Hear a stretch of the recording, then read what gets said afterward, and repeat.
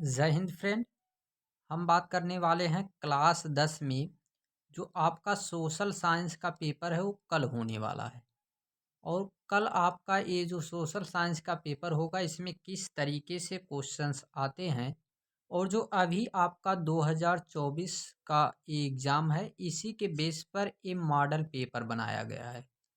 ये model paper जो होता है एक तरीके से ये संस्था के द्वारा ही बताया जाता है, संस्था के द्वारा ही भेजा जाता है, तो इसी को जो है हम लोग देखते हैं। इसमें हम जो आपके ऑब्जेक्टिव टाइप क्वेश्चन हैं, उनको हम अलग से आपको बता रहे हैं इस मॉडल पेपर के अतिरिक्त।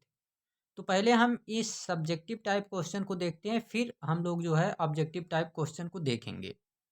उनको हमने खुद बनाया है और बाकी जितने आपके सब्जेक्टिव टाइप क्वेश्चन हैं, इनको वही मॉडल पेपर के अनुसार ही चल रहे हैं। बाकी जो आपके बहुविकल्पी क्वेश्चन हैं उनको हम आपको जिस तरीके से बताएंगे जितने फैक्ट के रूप में उनको आप याद रखिएगा। आइए पहला क्वेश्चन यहाँ पे है कि प्रथम विश्व युद्ध के पश्चात होने वाली महामंदी के दो कारण लिखिए। देखिए सबसे पहले आपको क्या ध्यान देना है कि प्रथम विश्व युद्ध कब हुआ था, तो ये 1914 से लेकर 1918 तक चला था। 1914 से 1918 तक इसी को हम लोग नाम देते हैं प्रथम विश्व युद्ध यानी कि फर्स्ट वर्ल्ड वार। इसी को हम लोग कहते हैं फर्स्ट वर्ल्ड वार यानी कि प्रथम विश्व युद्ध के नाम से इसे जानते हैं। इस इसके समाप्त होने के बाद जो महामंदी हुई थी, ठीक ना, उसी महामंदी के क्या थे दो कारण। तो ये महामंदी कब से कब तक थी, तो इसे जो है अगर हम लोग देखते हैं तो 1928 से लेकर और ये 1934 तक का दौर था, जिसमें जो है सबसे ज़्यादा महामंदी। और ये सबसे पहले शुरू कहाँ हुई थी, तो अमेरिका में। अमेरिका से जो है ये महामंदी का कारण शुरू हुआ था, जो इस समय की घटना है। तो इसमें दो कौन से कारण थे, इन कारणों को हम लोग देखते हैं और साथ में आपके हम पीडीएफ भी रखे हैं ताकि आप लोग जो है पीडीएफ के साथ इसको याद करते चलें। तो पहला इसमें क्या कारण था, पहला था युद्ध द्वारा उत्पन्न स्थितियां, यानी जो युद्ध हुआ था प्रथम विश्व युद्ध, तो उससे क्या क्या जो है हमारे सामने स्थिति आई थी उसके बारे में हम लोग चर्चा करते हैं। सबसे पहले प्रथम विश्व युद्ध का जो समय था, तो इस समय जो है कई देश अपनी अर्थव्यवस्था को युद्ध के जो युद्ध था उस प्रयास पर केंद्रित किए। और इसका मतलब ये होता है कि उस समय उपभोक्ता, और उपभोक्ता का मतलब क्या होता है, इसका मतलब होता है ग्राहक, ठीक ना, इसका मतलब ग्राहक होता है। और ग्राहक वस्तुओं के उत्पादन में कमी और भारी मात्रा में हथियार और अन्य युद्ध सामग्री का उत्पादन किया। युद्ध के बाद इन देशों को अपनी अर्थव्यवस्था को वापस शांतिकालीन उत्पादन में बदलना, यानी कि बदलना पड़ा। और इससे कई उद्योगों में मंदी की जो जैसे धीरे धीरे मंदी आई और कमी आने के, यानी कि उनके जितने भी उद्योग धंधे थे उसमें मंदी के कारण कई लोग अपनी नौकरी से हाथ धो पड़े। यानी कि ये कहने का मतलब था कि ये केवल युद्ध के कारण ही ऐसी स्थिति आई थी। और दूसरा क्या था, तो कृषि में अति उत्पादन और कृषि में अत्यधिक उत्पादन हो गया था जिसके कारण से ऐसा हुआ। तो कृषि में अत्यधिक उत्पादन भी एक कारण था इस महामंदी का, ठीक ना, क्योंकि इसी के दौरान कई देश ने अपनी कृषि उत्पादन क्षमता को इतना बढ़ा दिया था जिसके कारण से जो है इन देशों में कृषि उत्पादन की अधिकता इस कृषि की कीमत को गिरा दी, और जिससे जो है किसानों को अपनी फसलों के लिए उचित मूल्य नहीं मिल पाता था। यानी जितना उनको जो है जैसे जो उनकी फसल है उस हिसाब से जो उनको मिलना चाहिए पैसा, वो मिल नहीं रहा था। तो एक ये भी कारण था, यही दो कारण हैं। जबकि जो है आपको ये थोड़े से कम शब्दों में ही लिखना है, फिर भी इतना लिखा गया है, आप और ही कम छोटे शब्दों में इसे लिख सकते हैं क्योंकि ये अति लघुत्तरीय प्रश्न है, तो जितना छोटा कर सकें उतने में आप लिखिए। फिर हम लोग देखते हैं दूसरा क्वेश्चन है, ये 1900 उसी का अथवा करके दिया गया है, ठीक ना, उसी में अथवा करके क्वेश्चन है। और इस क्वेश्चन के बारे में हम लोग बात कर लेते हैं। तो ये बताया जा रहा है कि 1928 से 1934 जो महामंदी उसी के समय की जो है बात हो रही है। तो भारतीय अर्थव्यवस्था पर पड़ने वाले 2 प्रभावों की व्याख्या कीजिए। यानी जो ये महामंदी हुई थी, इससे क्या हमारे अर्थव्यवस्था पर प्रभाव पड़ा, इसके बारे में। ये महामंदी तो पूरे विश्व में आई थी, लेकिन इसका जो है प्रभाव हमारे भारत पे क्या पड़ता है, इसके बारे में यहाँ पे क्वेश्चन पूछा जा रहा है। तो इसका आंसर हम लोगों को देना है। तो इसके लिए हम लोग देखेंगे कि पहला जो है कृषि क्षेत्र में गिरावट, ठीक ना? यहाँ पे भारत में क्या हुआ कि महामंदी के दौरान कृषि उत्पादन की कीमतों में भारी गिरावट आई भारत में। और इसका यह कारण था कि कई देशों ने अपनी कृषि उत्पादन क्षमता बढ़ा ली थी। कई लोगों ने बढ़ा लिया, लेकिन यहाँ पे जो है ये उत्पादन क्षमता में कमी आई थी, और जिससे कृषि उत्पादों में अधिकता हो गई, और इसी गिरावट से भारतीय किसानों को भारी नुकसान हुआ और अपनी आय में भारी कमी आई। तो ये कारण था इसमें जो है, भारतीय कृषि में ये पहला कारण है। जो हमारे भारत में इसका क्या प्रभाव पड़ता है, क्या जो है इससे हमारे यहाँ इफ़ेक्ट पड़ते हैं, तो कृषि क्षेत्र में इससे गिरावट आती है। और दूसरा जो हम लोग अगर बात करें तो दूसरा क्या है, दूसरा है व्यापार में गिरावट। जब जो है यहाँ पे कृषि क्षेत्र में गिरावट आएगी, तो इससे जो है व्यापार में भी गिरावट आई। किस तरीके से, तो इसमें हम देखते हैं तो महामंदी के दौर में, जिस समय महामंदी का समय चल रहा था, उस समय ये पूरी तरीके से भारी गिरावट है। और इसका कारण क्या था कि कई देश ने अपनी अर्थव्यवस्था को सुरक्षित करने के लिए आयात शुल्क में वृद्धि कर दिया, और जिससे गिरावट से भारत के विदेशी व्यापार पर भारी प्रभाव पड़ा और भारत का निर्यात कम हो गया। यानी यहाँ से जाने वाले जो सामान थे, वो जो है कम हो गए। बाकी जो आने वाले सामान थे, वो उसी तरीके से चलता रहा। आयात निर्यात का कारण जो होता है, तो ये निर्यात जो है हमारे यहाँ काफ़ी ज़्यादा कम हो गया था। तो व्यापार में जिससे गिरावट आ गई थी। फिर इससे जो है प्रभाव का विस्तार तो किस तरीके से अगर हम देखना चाहें, तो कृषि क्षेत्र में क्या-क्या, तो जैसे किसानों की आय में कमी, ठीक ना? इसी तरीके से जो है इनके किसानों की आय में कमी, ग्रामीण अर्थव्यवस्था में गिरावट और कृषि ऋण में वृद्धि। फिर व्यापार में क्या-क्या, तो फैक्ट के रूप में तो व्यापार में क्या-क्या था, तो व्यापार में आप देखेंगे निर्यात में कमी, आयात में कमी, विदेशी मुद्रा भंडार में कमी, औद्योगिक उत्पादन में गिरावट और बेरोजगारी में वृद्धि। तो ये सभी जो है व्यापार में घटना घटे, और बाकी वो कृषि में। फिर आगे हम देखते हैं, तो अगला क्वेश्चन है कि सत्ता की साझेदारी। सत्ता की साझेदारी लोकतंत्र की आत्मा है। इस कथन को कारण सहित इसकी पुष्टि कीजिए। अब देखिए, ये सत्ता की साझेदारी नामक चैप्टर से लिया भी गया है। ये चैप्टर का नाम ही है, और ये लोकतंत्र मतलब जो है नागरिक शास्त्र का जो चैप्टर है, उसी से जुड़ा हुआ है। और उसका नाम भी है सत्ता की साझेदारी, जिसको हमने कंप्लीट कराया है इसी चैनल पे। तो इसमें हम लोगों को देखना है कि क्या जो है इससे सत्ता की साझेदारी में पूछ रहा है कि ये लोकतंत्र की आत्मा है। किस तरीके से हम मानेंगे कि ये लोकतंत्र की आत्मा है, इस ये जो शब्द हैं, ये जो वाक्य हैं, इसकी पुष्टि कीजिए। इसमें क्या है कि जब सभी नागरिक को सशक्त बनाता है, क्या करता है कि यही जो है लोकतंत्र ही ऐसा है जो सभी, और ये जो है इसमें सत्ता की साझेदारी जिसके तहत सभी नागरिकों को सशक्त बनाता है। जब शक्ति साझा होती है, यानी कि एक दूसरे के बीच में जब बांटी जाती है, तो सभी नागरिकों को अपनी सरकार में भाग लेने का अवसर मिलता है, जिसके कारण से इसे लोकतंत्र की आत्मा माना जाता है। मतलब कि उस तरीके से तो आत्मा हम जानते हैं कि उसमें प्रस्तावना को कहते हैं, लेकिन यहाँ पे जो है इस तरीके से हम इस वाक्य के अनुसार कहेंगे। फिर तानाशाही को कौन रोकता है, तो तानाशाही को भी यही रोकता है, क्योंकि एक व्यक्ति के पास अगर सत्ता आ जाएगी तो तानाशाही करेगा। और यहाँ पे जो है जब साझा रहेगा, तो इसी कारण से जो है ऐसी कोई तानाशाही वो नहीं कर सकता। इसी कारण से यहाँ पे साझा होनी चाहिए, यानी उसमें जो है साझेदारी होनी चाहिए। और इसमें क्या होगा कि जब शक्ति किसी एक व्यक्ति के पास रहेगी, किसी एक के हाथ में रहेगी, तो इससे तानाशाही का खतरा बढ़ सकता है। तो एक कारण जो है इसमें दूसरा है।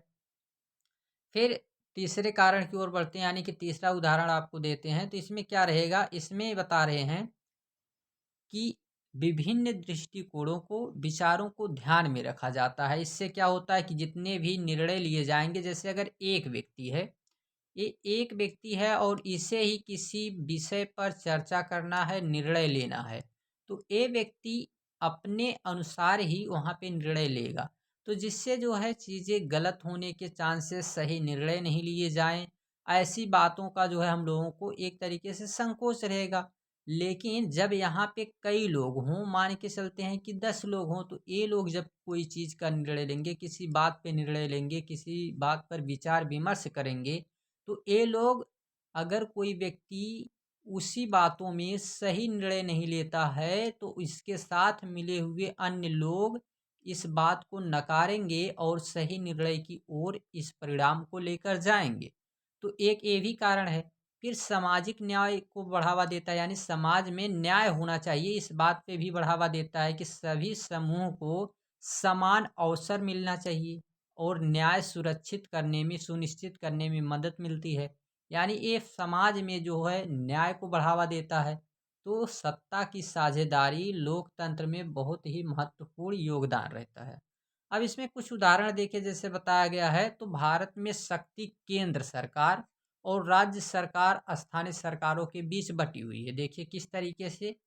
तो यहाँ पे जो है हम देख सकते हैं कि एक जो है, थोड़ा नीचे इसको लेके चलते हैं, 1 मिनट।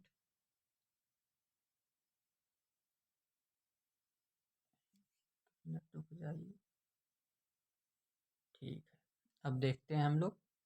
तो भारत में क्या होता है कि यहाँ पे आप देख सकते हैं कि केंद्र है और केंद्र, फिर इसके बाद केंद्र के बाद यहाँ देखेंगे तो राज्य, राज्य की सरकार, और राज्य की सरकार के बाद फिर आप देखेंगे तो यहाँ पे स्थानीय सरकार आपको मिलेगी, जो जिला स्तरीय सरकार भी है, जिला स्तरीय प्रशासनिक व्यवस्था ये सब रहते हैं, तो यहाँ पे स्थानीय मिलेंगे। इस तरीके से जो है क्या होगा कि आप यहाँ देख सकते हैं, और ऐसे ही ये सत्ता की साझेदारी होती है। तो यहाँ पे हम बना रहे हैं केंद्र को, और केंद्र के बाद राज्य, और राज्य के बाद आप देख सकते हैं कि यहाँ पे स्थानीय सरकार। तो इसी तरीके से हमारे भारत में ये शासन व्यवस्था है, ऐसे ही सत्ता बटी हुई है, जिसके कारण कोई एक व्यक्ति अत्यधिक शक्तिशाली नहीं हो सकता है। तो इसी से हमारे यहाँ जब कोई एक अकेला व्यक्ति शक्तिशाली नहीं होगा, तो कोई भी विचार विमर्श या फिर कोई भी निर्णय गलत नहीं लिए जाएंगे। ये कारण है, इसका ये फायदा है।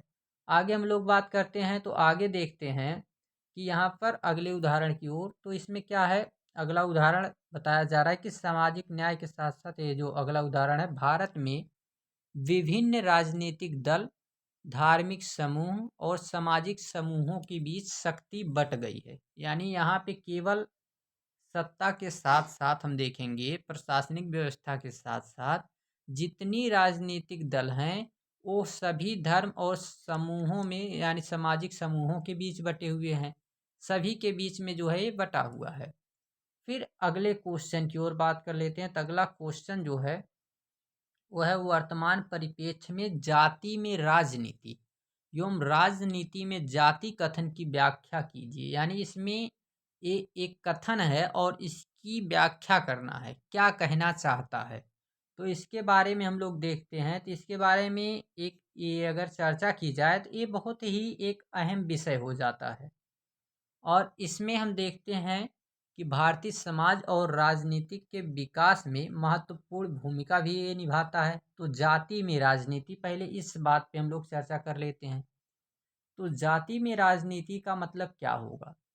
यानी इसका मतलब होगा कि जातियों के आधार पर राजनीतिक समर्थन जुटाने से संबंधित है। इसका मतलब क्या है कि केवल जाति के आधार पर राजनीति में लोग एक साथ जुटें। फिर जातिगत नेतृत्व, जैसे अगर एक ही जाति के व्यक्ति यहाँ पर शासन करने लगें, तो उसे कहेंगे कि जाति में राजनीति है। तो इसमें क्या होगा कि जातियों के हितों या मुद्दों को ही उठाया जाएगा। केवल एक ही जाति का व्यक्ति, अगर एक ही जाति के लोग सत्ता में रहेंगे, तो उसी के हितों की बात की जाएगी, उन्हीं के हितों की बात की जाएगी, ना कि किसी अन्य जाति की। तो ये जो है इसका काफ़ी ज़्यादा नुकसान रहेगा, और केवल यही लोग जो है हित और लाभ, यानी इन्हीं को केवल लाभ मिल सकता है और दूसरे किसी भी व्यक्ति को नहीं। तो ये इसके नुकसान हैं। और आगे देखते हैं तो इसमें जातिगत राजनीति अगर विभिन्न जातियों के बीच होगी, और मान के चलिए कि अगर जो है ये विभिन्न लोगों के पास, मतलब सभी लोगों के पास रहेगी, तब क्या होगा? तब राजनीतिक रूप से ज़्यादा प्रभावशाली और शक्तिशाली जातियों की भूमिका को बढ़ावा देती है। अगर ऐसा होता है कि सभी लोगों के बीच में रहती है, तब जो उसमें सबसे मजबूत लोग हैं, ठीक ना? वो लोग जो है यहाँ पे सत्ता कायम करते हैं, ठीक ना? यानी इनकी बात सभी लोग सुनेंगे, जो उसमें से सबसे शक्तिशाली रहते हैं, उनकी बातों की ओर ध्यान देना पड़ता है, उनकी बातों को सभी लोग सुनते हैं, जो शक्तिशाली जाति के लोग रहेंगे, इनकी बातों को सुनना पड़ेगा। तो एक ये भी कारण रहता है इसमें। फिर अगर हम लोग देखते हैं तो एक किसकी व्याख्या कर रहे थे, तो जाति में राजनीति की व्याख्या कर रहे थे। अब हम बात करते हैं राजनीति में जाति, इसका क्या मतलब है, यानी कास्ट एंड पॉलिटिक्स। तो इसका मतलब क्या होता है? इसका मतलब है कि राजनीति के अंतर्गत जातियों को उचित प्रतिनिधित्व, यानी उनको जो है उचित प्रतिनिधित्व मिलना चाहिए, यानी उचित प्रतिनिधित्व प्रदान करने का प्रयास किया जाता है। और दूसरा है कि चुनावी क्षेत्र में जितनी राजनीतिक दल हैं, उनके द्वारा जातिगत समीकरण के आधार पर उम्मीदवार का चयन होता है। जैसे क्या किया जाता है कि यहाँ पे देखते हैं लोग कि हमारा जो भी दल है, उसी दल के अनुसार वो लोग क्या करेंगे कि अपने दल के अनुसार उसी से जुड़े हुए लोगों को, उन्हीं के जाति के लोगों को जो है उसमें सीट देते हैं, यानी उन्हीं को जो है कहते हैं कि आप हमारे साथ लड़िए यहाँ इस चुनाव को। फिर जातियों के प्रति आम जनता में यह भाव उत्पन्न हो जाता है, जिससे जनता में भी आ जाता है कि ये हमारे कास्ट के लोग हैं, तो इन्हीं को हम मतदान करेंगे। और ये जिसके कारण से किसी भी दल के विशेष जाति का प्रतिनिधित्व, जैसे अगर कोई भी व्यक्ति यहाँ पे किसी भी जाति का रहेगा और वहाँ उस दल में वो खड़ा है, मान के चलिए किसी पार्टी से, तो यहाँ का जो भी व्यक्ति है, ये जिस जाति से है, तो इसके जितने भी यहाँ के लोग रहेंगे, ये सभी इसी को मतदान करेंगे। तो ये भी जो है क्या हो जाता है कि राजनीति में जाति, ये यही केवल शब्द थे और उसका मतलब था, बाकी इस पे कुछ ज़्यादा विशेष ध्यान देने की बात नहीं है। ऐसे ये ऐसा क्वेश्चन भी है जिसका ना आने का चांस ज़्यादा रहता है, लेकिन अब मॉडल पेपर में दिया है, उसका सॉल्यूशन दिया है, तो ये सब जो है थोड़ा सा देखना ज़रूरी है, क्योंकि मॉडल पेपर के कई क्वेश्चन पूछे जा सकते हैं। तो हम भी देख लेते हैं, सभी मॉडल पेपर बताते हैं तो हमको भी एक बार ज़रूरी है, तो इसी कारण से इसको बताया जा रहा है। बाकी इसमें जो काफ़ी ज़्यादा इम्पोर्टेंट है, उस पे हम चर्चा विशेष करेंगे। अब आर्थिक विकास के लिए ऊर्जा एक आधारभूत आवश्यकता है, इनमें कोई दो कारण लिखिए, ठीक ना? तो इस पे हम दो कारण की अगर बात करें, इस पे चर्चा होनी चाहिए थोड़ा सा। हम्म, एक मिनट, हम अगले क्वेश्चन की ओर बढ़ते हैं, इसको नहीं देखते हैं, ये इनके चांसेस कम हैं, इस पे ज़्यादा समय नहीं लगाएंगे। देखिए, एक कारण सहित एक क्वेश्चन है, और इस क्वेश्चन की ओर जो वर्णनात्मक क्वेश्चन है, इस पे बात करते हैं। इस पे बात करते हैं महात्मा गांधी के असहयोग आंदोलन से। इसको हमने बताया है आपको, असहयोग आंदोलन, लेकिन यहाँ पे चर्चा ये करना है कि कौन से दो कारण थे जिनके कारण जो है इनको इस आंदोलन को स्थगित करना पड़ा। चलाया क्यों गया था वो अलग बात है, लेकिन असहयोग आंदोलन को स्थगित क्यों किया गया, इसका क्या कारण है? तो आप जानते हैं कि ये असहयोग आंदोलन जो था, ठीक ना, ये असहयोग आंदोलन का मतलब ही क्या है कि सहयोग ना करना, ठीक ना, असहयोग आंदोलन, इसका मतलब था कि सहयोग ना करना। और सहयोग ना करने से मतलब ये हो जाएगा कि इसमें किसी भी प्रकार से हम लोग अंग्रेजी सरकार का कोई सहयोग नहीं करेंगे। ये चलाया गया था 1920 में। किसके द्वारा? तो महात्मा गांधी के द्वारा। तो यहाँ पे हमको ध्यान देना है कौन से दो कारण थे जिसके द्वारा इसे समाप्त किया गया था। तो उन दो कारणों पे बात कर लेते हैं। पहला कारण क्या है? रॉलेट एक्ट है। और रॉलेट एक्ट आप जानते हैं कि ये जो है 1919 में 1919 में चलाया गया था। 1919 में ब्रिटिश सरकार के द्वारा पारित एक एक्ट था, जिसे सरकार को बिना किसी मुकदमे पर, यानी बिना किसी मुकदमे के किसी भी व्यक्ति को गिरफ्तार कर सकता है। यानी उसके लोग और वो सरकार किसी भी भारतीय को बिना किसी भी मुकदमे के केवल शक के आधार पर ही उनको गिरफ्तार कर सकती है। और फिर गांधी जी ने इसे भारतीयों के नागरिक अधिकार का उल्लंघन माना। यानी उन्होंने माना कि ये तो भारतीयों के नागरिक जो भारत के हैं उनके अधिकारों का उल्लंघन है। इसी कारण से उन्होंने इसी के खिलाफ में असहयोग आंदोलन को स्थगित कर दिया था। ठीक ना, इसी कारण से जो है उन्होंने इसको स्थगित किया था। ये बात। और दूसरी बात क्या थी? तो दूसरी थी खिलाफत आंदोलन का समर्थन। ठीक ना, एक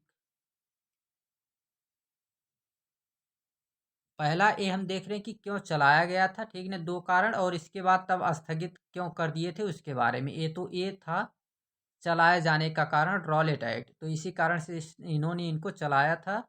और फिर दूसरा जो इसमें रहता है वो है खिलाफत आंदोलन। तो पहला जो है रॉलेट एक्ट, जिसकी वजह से ऐसा करने के कारण उन्होंने सबसे पहले असहयोग आंदोलन शुरू किया, और फिर खिलाफत आंदोलन में ये भी एक कारण बनता है। फिर बाद में देखेंगे कि क्यों उसको जो है इन्होंने स्थगित किया था। तो 1919 में तुर्की के खिलाफ ब्रिटिश नीति के विरोध में खिलाफत आंदोलन शुरू किया गया था, और गांधी जी ने इसे एक राष्ट्रीय मुद्दा माना और इसे अपना समर्थन दिया। और इन्होंने असहयोग आंदोलन को, जो असहयोग आंदोलन था, इसे खिलाफत आंदोलन के साथ जोड़ दिए थे। ठीक ना, यानी 1920 का जो खिलाफत आंदोलन था, इसके साथ इन्होंने 1920 ईस्वी में असहयोग आंदोलन को जोड़ दिया था। तो 1919 का रॉलेट एक्ट और 1919 का खिलाफत आंदोलन, इस दोनों आंदोलन को इन्होंने 1920 से जोड़ दिया, और जिससे यह भी एक शक्तिशाली आंदोलन बन गया, असहयोग आंदोलन। अब बात करते हैं कि आखिर जो है इसे स्थगित क्यों किए थे इस घटना पे। वहाँ पे हमने शायद इसको कहा होगा, लेकिन अभी ये है स्थगित करने की बात। वास्तविक जो कारण ये है। तो हिंसक घटनाओं में क्या क्या आएगा? पहला चौरा चौरी का जो कांड हुआ था, इस पे बात करते हैं। 1922 ईस्वी में, ठीक ना, 1922 ईस्वी में। और फिर जो है इसमें हम देखते हैं कि उत्तर प्रदेश के चौरा चौरी में एक हिंसक घटना, ये कहाँ है? तो उत्तर प्रदेश के गोरखपुर में। ये याद रखिएगा, मैपिंग में पूछा जाता है।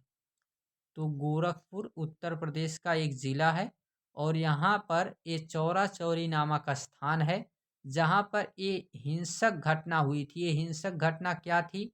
तो गांधी जी ने इसी घटना को असहयोग आंदोलन के मूल्यों के खिलाफ माना, और जिसके कारण से इसे बंद करने का निर्णय, यानी असहयोग आंदोलन को वापस लेने का निर्णय लिया। इसमें हमारे भारत के जो लोग थे उन्हीं के द्वारा 22 पुलिसकर्मियों को जला दिया गया था। तो इसी कारण से इस बात को इन्होंने नकारा कि ऐसा नहीं करना चाहिए, और इसी कारण से इन्होंने असहयोग आंदोलन को समाप्त कर दिया। दूसरा कारण क्या था? तो दूसरा कारण था कि ये 1922 का समय आते आते, यानी कि 1922 का जब समय आया, 1920 से 1922 का समय, 2 साल बीतने के बाद धीरे धीरे असहयोग आंदोलन कमजोर होने लगा, और कई लोग आंदोलन में शामिल नहीं हुए थे, और कुछ हिंसा का समर्थन कर रहे थे, जैसे ये चौरा चौरी का घटना हुआ। तो गांधी जी ने आंदोलन को आगे बढ़ाने के बजाय इसे स्थगित करना उचित समझा। इन्हें लगा कि अब जो है इसे हमें समाप्त कर देना चाहिए, ना कि इसे आगे बढ़ाना चाहिए, क्योंकि इसमें कोई जुड़ नहीं रहा है, इस तरीके की हिंसात्मक घटना हो रही है, इसी कारण से। अगला क्वेश्चन है सत्याग्रह का क्या अर्थ है? ये भी गांधी जी से जुड़ा हुआ है।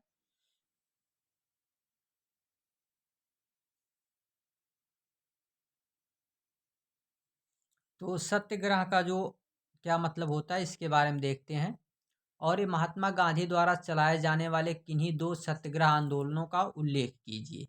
तो सबसे पहले बात करते हैं कि आखिर सत्याग्रह का मतलब क्या होता है, ठीक ना। तो इसके बारे में चर्चा करते हैं। सत्याग्रह यानी कि एक सामाजिक, राजनीतिक और आध्यात्मिक दर्शन है जो सत्य और अहिंसा पर आधारित है। यानी कि सत्य रहेगी बात और वो अहिंसात्मक बात रहेगी। और इसका अर्थ होता है कि सत्य के लिए आग्रह। गांधी जी ने इसे आत्मा की शक्ति कहा है। और सत्याग्रह में व्यक्ति अन्यायपूर्ण कानूनों और नीतियों का विरोध करता है, लेकिन हिंसा का सहारा नहीं लेता है। सत्याग्रह में इनका मानना था किसी भी प्रकार से हम लोग किसी नीति का विरोध कर सकते हैं, लेकिन हिंसात्मक रूप से नहीं बल्कि अहिंसात्मक रूप से उसका विरोध हमें करना है। ये बात इनका मानना था, यही सत्याग्रह का मतलब होता है। फिर इनके द्वारा दो सत्याग्रह कौन कौन चलाए गए थे, तो एक चलाया गया था असहयोग आंदोलन जो अभी हमने देखा। इसके बारे में ये चलाया गया था, आप जानते हैं कि 1920 से और 1922 तक। तो 1920 से 1922 तक क्या कारण थे, रॉलेट एक्ट और खिलाफत आंदोलन। और इसमें कुछ इनकी ब्रिटिश की कुछ नीतियां थी। और जिसमें क्या क्या किया गया था, तो इनके वस्तुओं का बहिष्कार, सरकारी संस्थानों का सहयोग वापस लेना और स्वदेशी उत्पादों का उपयोग करना शामिल किया गया था इस असहयोग आंदोलन में। दूसरा क्या है, तो दूसरा सत्याग्रह का एक था सविनय अवज्ञा आंदोलन। अब देखिए सविनय अवज्ञा आंदोलन क्या है। सविनय अवज्ञा आंदोलन 1930 ईस्वी में गांधी जी के द्वारा चलाया गया। ये 1930 से 1934 तक चला, 1934 तक। और इसका सिंपल सा मतलब होता है कि किसी की बात को विनम्रता पूर्वक मना कर देना, ठीक ना। विनम्रता पूर्वक यानी सविनय, विनम्रता पूर्वक मना कर देना, किसी की बात को, किसी की आज्ञा को विनम्रता पूर्वक मना कर देना, उसी को सविनय अवज्ञा आंदोलन कहते हैं। ये आंदोलन नमक पर लगाए गए कर का विरोध करने के लिए चलाया गया था। यानी जो नमक पर टैक्स लगाया गया था ब्रिटिश सरकार के द्वारा, उसी टैक्स को समाप्त करने के लिए, उसी टैक्स के कारण जो है ये चलाया गया था इनके द्वारा कानून, ये आंदोलन, ताकि इनके जो ब्रिटिश सरकार के कानून है उसको तोड़ दिया जाए। इन्होंने ऐसा कानून बनाया था कि कोई भी भारतीय स्वयं से नमक नहीं बना सकता है। और इसी को समाप्त करने के लिए गांधी जी ने नमक कानून तोड़ा और ब्रिटिश वस्तुओं का, जितने भी उनके सामान थे, उसका बहिष्कार किया। तो यही सविनय अवज्ञा आंदोलन था। ये दो सत्याग्रह आंदोलन थे जिनके बारे में जो है चर्चा की गई है। आगे हम लोग बात करते हैं, तो आगे इनके कुछ और आंदोलन हैं, जैसे चंपारण सत्याग्रह। और चंपारण सत्याग्रह कब हुआ था, तो 1917 ईस्वी में। खेड़ा सत्याग्रह कब हुआ, 1918 ईस्वी में। दांडी यात्रा कब हुई, 1930 में। भारत छोड़ो आंदोलन 1942 में। ये चार और भी सत्याग्रह आंदोलन हैं।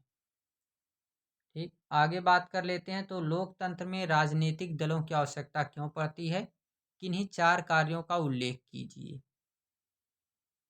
इसमें एक क्वेश्चन आपका नागरिक शास्त्र से जुड़ा हुआ है, इस पे ध्यान दीजिएगा थोड़ा।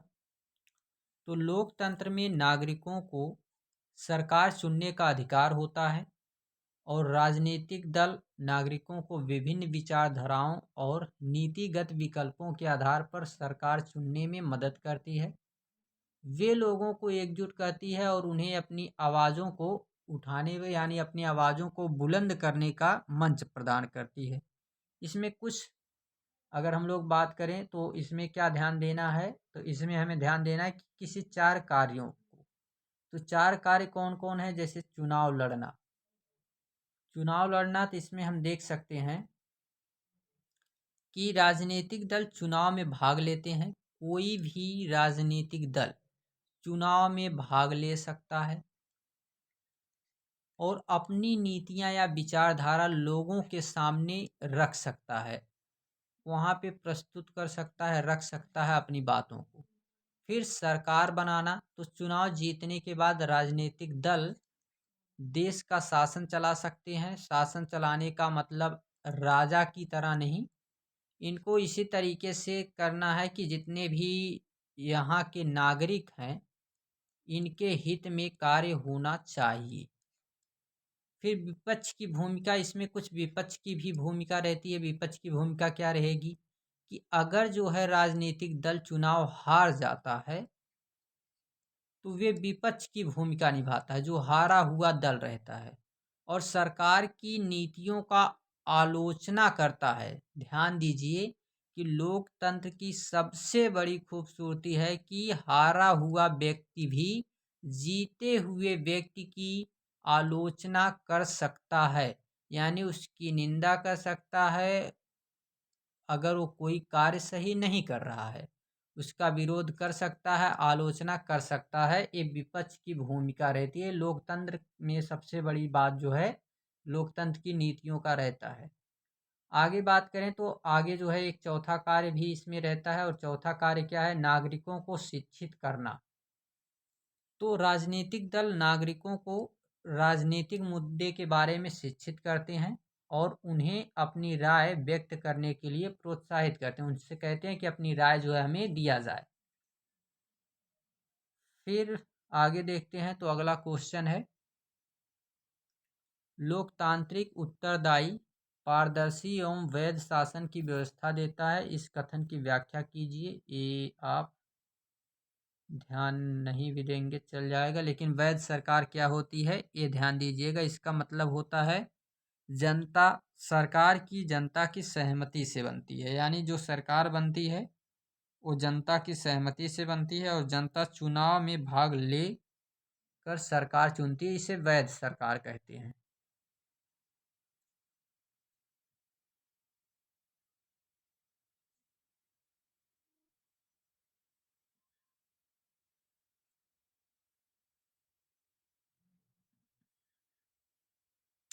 अब ये जियोग्राफी से जुड़ा हुआ क्वेश्चन है, मृदा अपरदन का क्या अर्थ है? तो मृदा अपरदन पर भूमि, यानी मृदा अपरदन का भूमि पर पड़ने वाले दो प्रभावों का वर्णन कीजिए, और मृदा अपरदन है क्या? तो मृदा अपरदन का मतलब क्या होता है कि मृदा अपरदन मिट्टी के ऊपरी परत का पानी, हवा या अन्य प्राकृतिक कारकों द्वारा क्षरण होता है, और यही मिट्टी की उर्वरता को कम करता है, और भूमि की कृषि जो, यानी वहाँ पे जो उसकी उर्वरता है उसे कम करके कृषि के लिए अनुपयुक्त बना देता है। इसी को हम लोग कहते हैं मृदा अपरदन।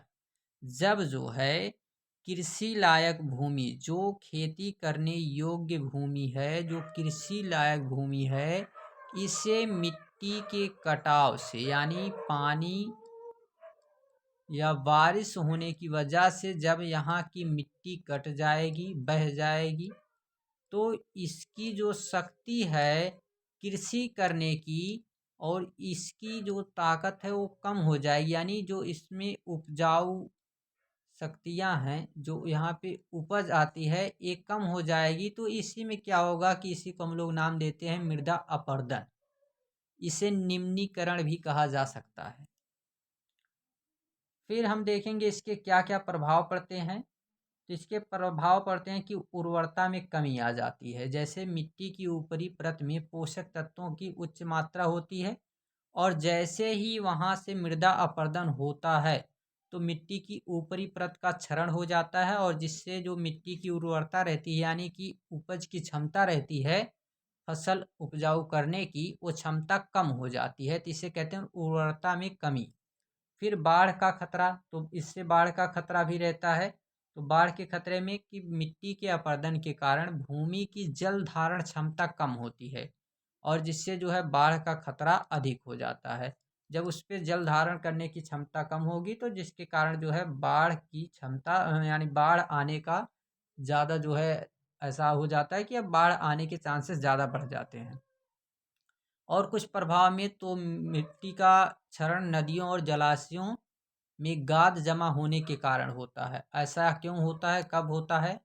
तो जब जो है उसमें जलाशय में काफ़ी ज़्यादा कूड़े कचरे जम जाते हैं, तो इसके कारण जो है ये मिट्टी का क्षरण हो जाता है और जैव विविधता को भी नुकसान पहुंचाता है। ये जैव विविधता में भी जो है काफ़ी ज़्यादा हानिकारक है। इसके रोकथाम के कुछ उपाय हैं। तो क्या करना चाहिए? वनीकरण करना चाहिए, यानी वन लगाना चाहिए थोड़ा सा, और घास फूस का आवरण लगाना चाहिए। समोच्च खेती, बंधन और जल संरक्षण, ये कुछ इसके उपाय हैं।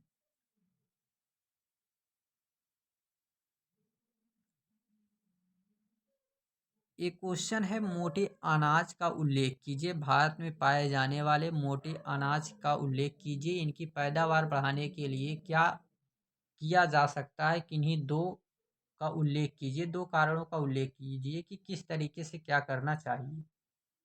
आइए देखते हैं भारत में पाए जाने वाले मोटे अनाज। सबसे पहले देखिए, भारत में एक रबी की फसल होती है, रबी की फसल। और रबी की फसल में आपको बता दें, ये रहेगी, ठीक ना, रबी की फसल। तो रबी की फसल में आपको ध्यान देना चाहिए, जिसका मतलब क्या होता है कि जो हम लोग जब गेहूं उत्पादन करते हैं उस समय की बात हो रही है, जो नवंबर दिसंबर में, लगभग अक्टूबर से बात की जाए तो वही अक्टूबर नवंबर दिसंबर के आसपास में जो है इसकी बुआई होती है। और यहाँ से हम देखते हैं तो इस समय जितनी फसल बोई जाती है उन्हें रबी की फसल कहते हैं। जैसे क्या क्या हो सकता है, तो इसमें गेहूँ, ठीक ना, गेहूँ के साथ साथ जितनी भी फसल आप बोएंगे, जैसे इसमें सरसों हो जाएगी गेहूँ के साथ। फिर इसी में आप देखेंगे तो मटर हो जाएगी, इसी के साथ चना हो जाएगा। तो ये सभी फसल रबी की फसल कहलाती हैं। ये क्वेश्चन भी आपका आ सकता है, ठीक ना, बहुविकल्पी के रूप में। और इसमें किस राज्यों में पाए जाते हैं, तो ये ज़्यादातर जैसे हो गया हरियाणा हो गया, ठीक ना। और फिर इसे हम देखेंगे तो पंजाब, यूपी, राजस्थान,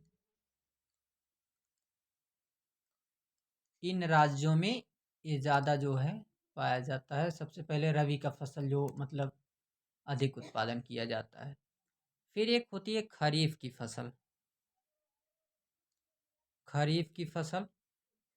और खरीफ की फसल ये लगभग जो है इसके मतलब अप्रैल मई के समय में ये रबी की फसल कट जाती है, तब खरीफ की फसल बोई जाती है। करीब बात की जाए तो जून जुलाई के आसपास में, या मई जून का समय हम कह सकते हैं इसको, और बाद में ही, ठीक ना।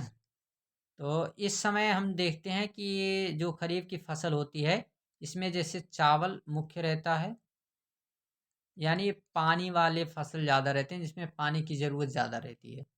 फिर चावल, चावल के साथ साथ हम देखेंगे तो इसमें जैसे मक्का, ठीक ना। तो ये सभी फसल को हम लोग जो है खरीफ की फसल कहते हैं। ये ज़्यादातर पूर्वोत्तर राज्य की ओर रहते हैं, जैसे इधर हम देखेंगे मणिपुर का क्षेत्र। तो इन क्षेत्रों में ये ज़्यादा जो है इधर देखे जाते हैं। बाकी उस तरीके से तो मतलब ये चावल सभी जगह लगभग जो है इसका उत्पादन किया जाता है, लेकिन इधर के क्षेत्र में ज़्यादा। फिर एक होती है जायद की फसल। और जायद की फसल का मतलब ही क्या होता है कि इनके इन दोनों के मध्य में बोई जाती है। तो इसमें जायद की फसल जो होती है, ये जायद की फसल को याद रखने के लिए मतलब कौन कौन इसमें रहेंगे, जितने भी जैसे अभी सब्जी वाले जो भी फसल हैं उनको हम लोग कहते हैं। जैसे इसमें आ जाएगा खरबूज, तरबूज, ये सभी जो है जितने रहेंगे उस तरीके से। बाकी सब्जी वाले, इन सभी को जो है हम लोग कहते हैं कि ये जायद की फसल में आएंगे। तो फिर हम बात करते हैं एक मोटे अनाज होते हैं, तो इनके बारे में। तो मोटे अनाज में आता है ज्वार। यह भारत में सबसे अधिक उगाया जाता है, यानी कि ज्वार जो है मोटे अनाजों में सबसे अधिक। और ये सूखा सहन करने वाला और कम उपजाऊ मिट्टी में भी ये उग जाता है, जो ज्वार होता है। फिर बाजरे की बात की जाए तो भारत का दूसरा सबसे अधिक उगाया जाने वाला मोटा अनाज है। पहले पे ज्वार है, दूसरे पे बाजरा है। और इसकी अगर बात की जाए तो यह भी सूखा सहन करने वाला है और कम उपजाऊ मिट्टी में भी ये भी उग जाता है। फिर बात की जाए मक्का, जो अभी हमने जायद उसमें अ, मतलब खरीफ के फसल में रखा था, तो यह भारत का तीसरा सबसे अधिक उगाया जाने वाला मोटा अनाज है। ये बहुमुखी अनाज है और ये विभिन्न प्रकार के व्यंजनों में उपयोग किया जाता है, यानी अलग अलग प्रकार के भोजन में जो है उपयोग किया जाता है। फिर एक रगी है, कोदो है, ये भी जो है होते हैं, लेकिन ये तीन ज़्यादा जो इम्पोर्टेंट थे। फिर इनको बढ़ाने के उपाय क्या हैं कि इनकी पैदावार बढ़ाई जा सके, तो इसके लिए क्या करना चाहिए? तो इसके लिए सरकार को जो है बेहतर बीज और किसानों को इन बीजों का उपलब्ध कराने का प्रयास करना चाहिए। और अन्य उपाय के रूप में तो जैसे कम पैसे में इनको जो है थोड़ा-सा दिया जाए और मोटे अनाज के लिए व्यापार में जो बाज़ार में इसका विस्तार किया जाए और मोटे अनाज के बारे में जागरूकता फैलाया जाए, किसके क्या लाभ हो सकते हैं, तो इससे जो थोड़ा इसका फ़ायदा हो जाएगा। बाकी हम लोग देखेंगे असंगठित क्षेत्र, अगले क्वेश्चन की ओर। असंगठित क्षेत्र ये श्रमिक सामाजिक भेदभाव के शिकार हैं और इसके 3 कारण लिखिए। जैसे असंगठित क्षेत्र, अब देखिए सबसे पहले आपको हम क्षेत्रक के बारे में थोड़ी-सी बात बता देते हैं, फिर आगे हम लोग बढ़ते हैं। पहले क्षेत्रक के बारे में कुछ जान लेते हैं फिर। अब देखिए, क्षेत्रक की अगर हम लोग बात करें, तो यहाँ पे हम इसको कई भागों में बाँटते हैं। सबसे पहले हम जानते हैं कि यहाँ पर एक होता है प्राथमिक क्षेत्रक, प्राथमिक, द्वितीयक और तृतीयक।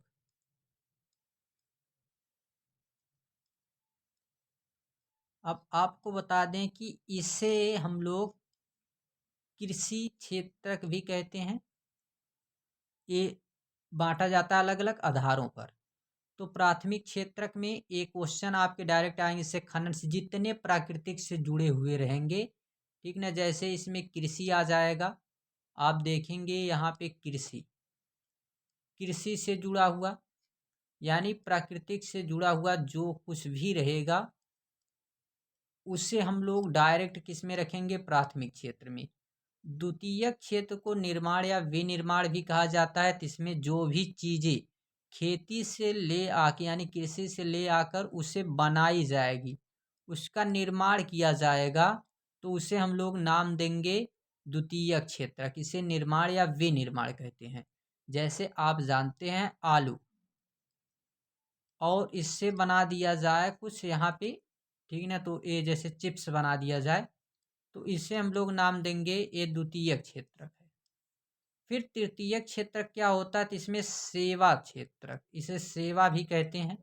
मतलब इसमें जो है कौन कौन लोग आते हैं, तो इसमें जो सेवा करने वाले लोग इन दोनों क्षेत्र के बीच में जो सेवा का कार्य करेंगे, ठीक ना, इनके माध्यम बनेंगे, उसे तृतीय क्षेत्र कहते हैं। इसमें जो है व्हाइट कॉलर लोग को भी रखा जाता है, और इसमें जो है आप जानते हैं इसमें इसमें रखते हैं रेड कॉलर, और इसमें इसमें व्हाइट कॉलर, और इसमें ब्लू, ठीक ना? तो रेड, ब्लू और व्हाइट। तो इसमें हम देखते हैं कौन कौन आते हैं, तो जैसे इसमें आ जाएंगे पुलिस, इसमें आ जाएंगे अध्यापक, और इसमें आ जाएंगे हॉस्पिटल, डॉक्टर, बैंक, ये सभी जो है इसमें आ जाते हैं। तो इनको हम क्षेत्रक, फिर अगला जो हम बांटते हैं इनको, वो संगठित असंगठित रूप में।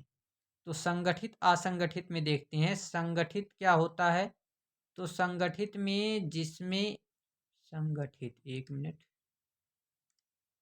संगठित, तो संगठित क्या होता है और असंगठित? असंगठित हम जानते हैं कि जिसमें ना तो वेतन तय हो, मतलब पैसा कितना मिलेगा, और ना ही उसका समय तय हो, मतलब प्राइवेट हम कह सकते हैं। ठीक है, जो भी प्राइवेट कार्य रहेंगे उनको हम कह सकते हैं। और इसमें क्या होगा, तो इसमें पैसा तय रहता है, वेतन पहले से निर्धारित रहता है, और साथ साथ में इसमें समय भी तय रहता है इसका। तो इसे हम लोग संगठित क्षेत्र में रखते हैं। तो यही असंगठित क्षेत्र की बात हो रही है। तो इसमें हम देखते हैं कि इस असंगठित क्षेत्र के बारे में क्या चीज़ हमसे जो है ये जानना चाहता है। तो ये पूछ रहा है कि असंगठित क्षेत्र में श्रमिक सामाजिक भेदभाव के शिकार हैं, इसके 3 कारण लिखिए कि किस तरीके से इनके साथ ना इनका पैसा तय रहता है, ना इनके लिए समय तय रहता है, फिर भी इनका कार्य जो है उसी तरीके से चलता रहता है। तो कैसे सामाजिक भेदभाव के शिकार हैं, 3 कारण लिखिए। पहला है कम सामाजिक सुरक्षा, इनको कम समाज में सुरक्षा मिलती है। जैसे असंगठित क्षेत्र के जितने भी लोग हैं वो सामाजिक सुरक्षा योजना का लाभ नहीं उनको मिलता, जैसे कि स्वास्थ्य बीमा, पेंशन और बेरोजगारी के लाभ। ऐसे कोई भी लाभ इन लोगों को नहीं मिलते, और उनके साथ जो है ऐसे सामाजिक भेदभाव किए जाते हैं। दूसरा, कम शिक्षा और कौशल। दूसरी बात क्या है कि उनको जो है शिक्षा भी कम मिलती है, और उनके जो कहने का मतलब क्या है कि उनकी जो श्रमिकों में शिक्षा होती है और कौशल का स्तर होता है वो कम होता है, और जिससे उन्हें बेहतर रोजगार के अवसर से वंचित किया जाता है, और समाज में वे भेदभाव के शिकार हो जाते हैं। फिर असंगठित यहाँ पे दे रहा है, तो असंगठित में क्या मतलब है, एक मिनट ऊपर चला गया। असंगठित में मतलब है कि जितने भी श्रमिक हैं वो संगठित नहीं रहते हैं, और वे अपनी आवाज़ उठाने में यानी कि वो एक दूसरे से जुड़े नहीं रहते हैं। अगर यहाँ पे इतने श्रमिक हैं और ये जितने भी श्रमिक हैं इनके बीच में कोई संगठन नहीं है, एक दूसरे से अलग हैं, तो ये किसी भी प्रकार से कोई आवाज़ किसी मुद्दे पर नहीं उठा सकते। तो इसी कारण से हम कहते हैं कि ये असंगठित रहते हैं, और जिससे ये समाज में भेदभाव के खिलाफ लड़ने में कमज़ोर पड़ जाते हैं। तो ये भी एक कारण है। ये 3 कारण थे असंगठित क्षेत्र के। अब मानव विकास सूचकांक क्या है, और मानव विकास सूचकांक नामने वाले प्रमुख अवयवों का वर्णन कीजिए। अब देखिए इसमें मानव विकास सूचकांक क्या होता है। तो मानव विकास सूचकांक जो होता है ये सांख्यिकी उपाय है जो किसी भी देश में मानव विकास के स्तर को मापता है, या शिक्षा, स्वास्थ्य और जीवन स्तर के आधार पर इसकी गणना की जाती है। कुछ मापने वाले अवयव हैं, जैसे जीवन प्रत्याशा या जन्म के समय जीवन प्रत्याशा को दर्शाता है। शिक्षा सूचकांक ये क्या करता है कि वयस्कों में साक्षरता दर चेक करता है, और शिक्षा जो स्कूली शिक्षा है उसको भी देखता है कि कितने लोग कितने स्कूल यानी कितने जो है एज के लोग विद्यालय जा रहे हैं। जीडीपी यानी कि प्रति व्यक्ति आज सकल घरेलू उत्पाद, इसको भी जो है तय करता है।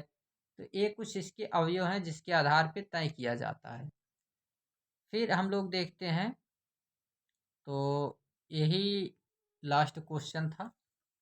बाकी हम कुछ अभी आपके सामने क्वेश्चन रखने वाले हैं, जिसमें कुछ क्वेश्चनों में आता है जैसे कुछ इम्पोर्टेंट क्वेश्चन बहुविकल्पी रहेंगे, और उन्हीं के बारे में हम लोग बात करते हैं।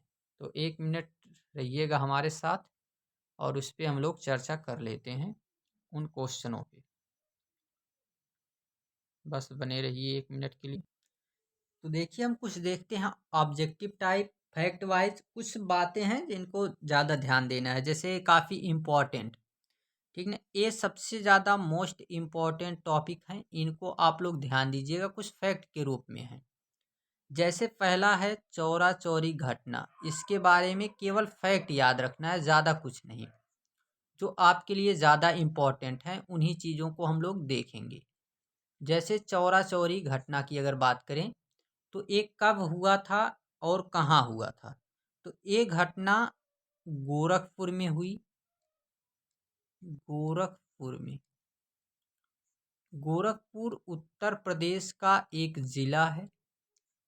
यहाँ 22 पुलिसकर्मियों को जलाया गया था और ये घटना 4 फरवरी 1922 को हुई थी। 1922, 4 फरवरी 1922 को ये घटना हुई थी। इतनी बात इसमें याद रखिएगा। दूसरे घटना की ओर बात करते हैं तो दूसरा है हमारे सामने कि रॉलेट एक्ट क्या था। तो रॉलेट एक्ट में अगर हम लोग बात करें, ये 1919 को चलाया गया था ब्रिटिश सरकार के द्वारा। एक देशव्यापी इसके लिए हड़ताल भी किया गया था, तो जो 6 अप्रैल 1919 को किया गया था। 6 अप्रैल 1919 को। फिर हम लोग बात करें तो तीसरे घटना की ओर, जिसमें खिलाफत आंदोलन की बात की जाए, तो जो खिलाफत आंदोलन था, एक खिलाफत आंदोलन का प्रारंभ कब हुआ था, तो 1920 में। 1920 में खिलाफत आंदोलन का प्रारंभ हुआ था। फिर गांधी जी ने अपना पहला आंदोलन कौन सा चलाया था, तो चंपारण आंदोलन। चंपारण आंदोलन था जो गांधी जी के द्वारा पहला आंदोलन चलाया गया। ये इनका चंपारण आंदोलन था। चंपारण कहाँ है, तो चंपारण बिहार में है, ठीक ना, बिहार राज्य में है, स्थित है।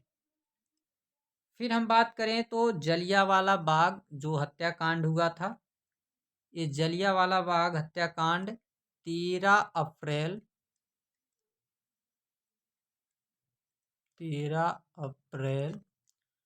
1919 ईस्वी को हुआ।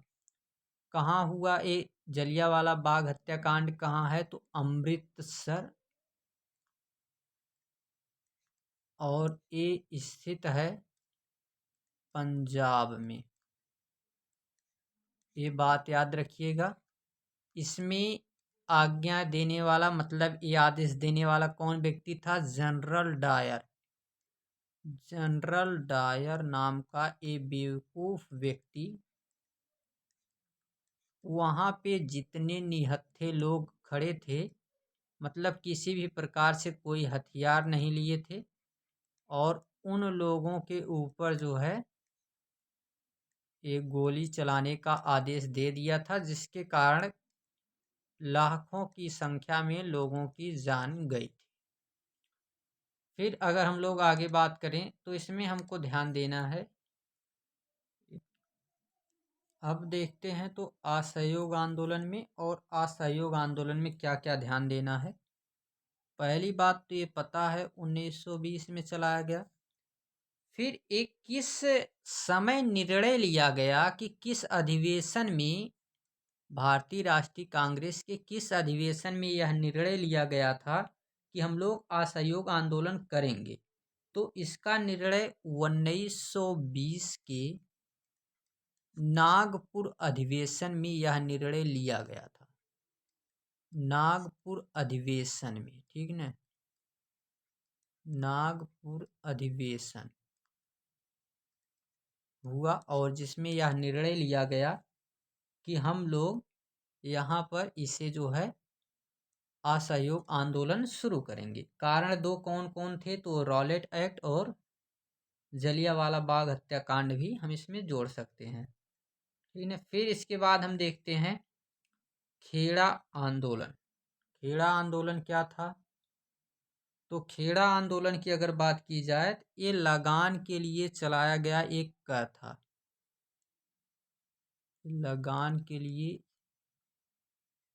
किसानों पर लगान के लिए जो है, लगान में ज़्यादा टैक्स लेता था ब्रिटिश सरकार, तो इसी कर को कम करने के लिए ये टैक्स चलाया गया, ये आंदोलन जो है इनके द्वारा चलाया गया था, खेड़ा आंदोलन। और ये खेड़ा कहाँ है, तो खेड़ा जो है गुजरात में है। ये मैपिंग में भी पूछ सकता है क्वेश्चन। फिर अगर हम लोग आगे बात करें तो आगे हम बात करते हैं करो या मरो का नारा किसने दिया था। तो ये नारा भी देने वाले जो व्यक्ति हैं वो हैं गांधी जी। करो या मरो का नारा,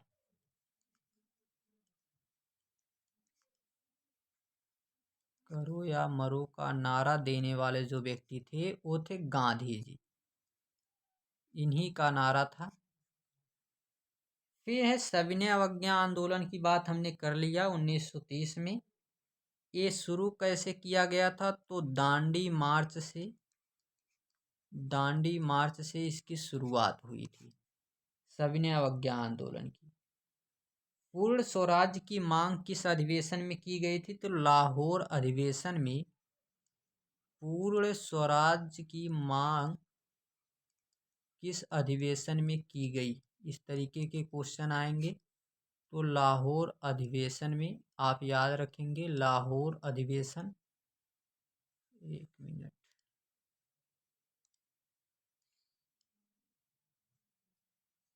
मिट नहीं रहा है।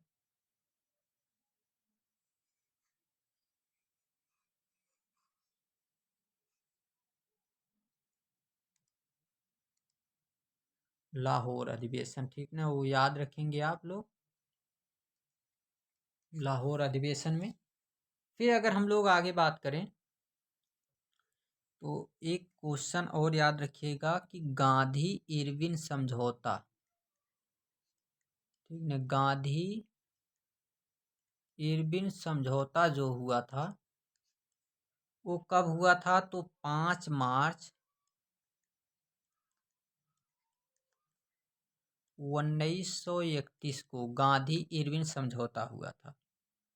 अब बात करते हैं गोल मेज सम्मेलन पर, और गोल मेज सम्मेलन कुल टोटल 3 हुए थे, और तीनों गोल मेज सम्मेलन की हम बात कर लेते हैं।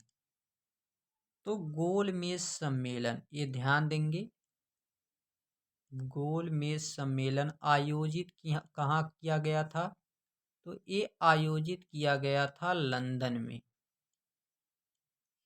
ठीक ना, ये जो है लंदन में आयोजित किया गया था। और इसमें कुल 3 गोल मेज सम्मेलन हुए हैं।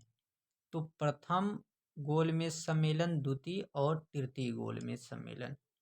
तो जो पहला गोल मेज सम्मेलन हुआ था ये हुआ था 12 नवंबर 1930 को।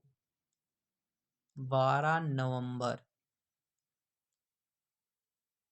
1930 को पहला गोल मेज सम्मेलन हुआ, 12 नवंबर 1930 को। दूसरा गोल मेज सम्मेलन जो हुआ था 7 सितंबर 1931 को, 7 सितंबर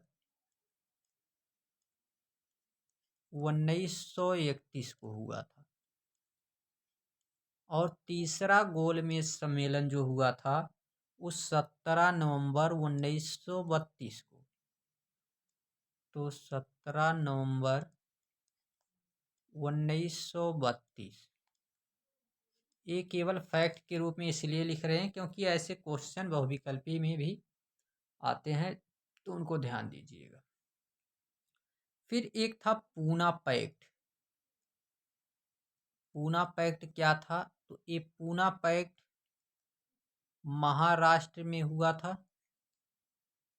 पूना पैक्ट महाराष्ट्र में। और इसमें गांधी जी और डॉक्टर भीमराव अंबेडकर के बीच में समझौता हुआ था।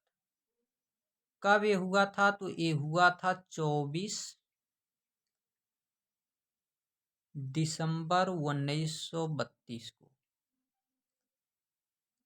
24 दिसंबर 1932 को पूना पैक्ट हुआ था। फिर क्रिप्स मिशन भारत कब आया था, तो क्रिप्स मिशन की अगर हम लोग बात करें तो क्रिप्स मिशन जो भारत आया था वो आया था 1942 ईस्वी को। तो क्रिप्स मिशन, क्रिप्स मिशन ये भारत कब आया, 1942 को। भारत छोड़ो प्रस्ताव कब पारित किया गया था? तो भारत छोड़ो प्रस्ताव प्रस्ताव 8 अगस्त 1942 को भारत छोड़ो प्रस्ताव पारित किया गया था। कैबिनेट मिशन भारत कब आया